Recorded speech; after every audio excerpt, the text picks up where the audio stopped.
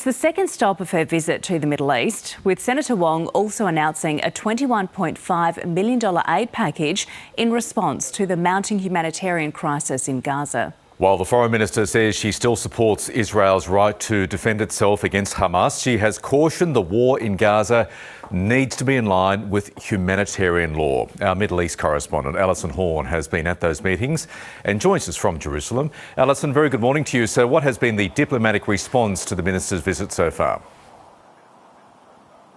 Yeah, good morning, Michael. Well, Australia has been called a close friend of Israel. Penny Wong has so far held meetings with Israel's Foreign Minister and Israel's President. And in those meetings, those dignitaries have expressed a lot of gratitude towards not only Penny Wong, but also Australia, saying this visit shows solidarity with Israel. And they've thanked also Australia's Prime Minister, Anthony Albanese, for condemning the October 7 Hamas massacre. But there are some points where Israel and Australia differ, and that is being raised on this trip.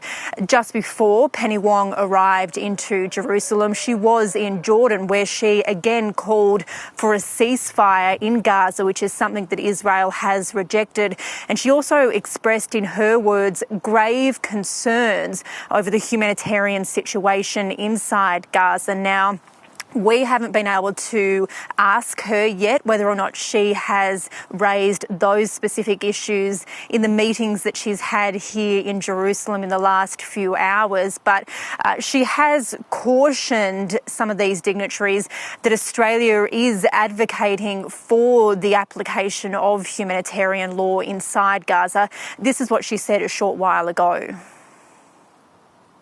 We too are a democracy.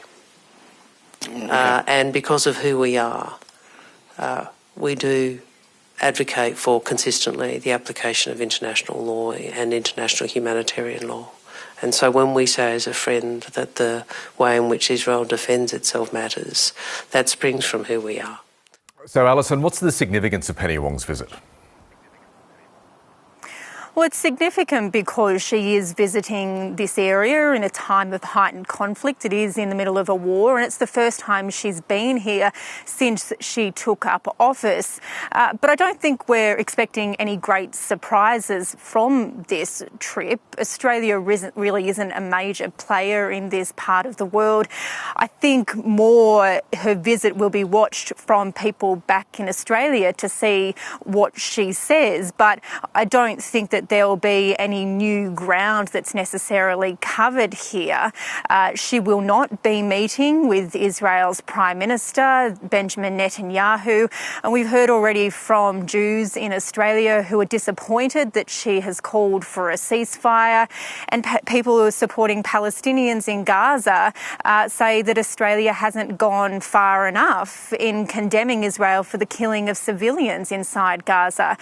I don't think that any of those issues are going to be canvassed too widely, but in a few hours, Penny Wong will travel to the West Bank to meet with Palestinian leaders there.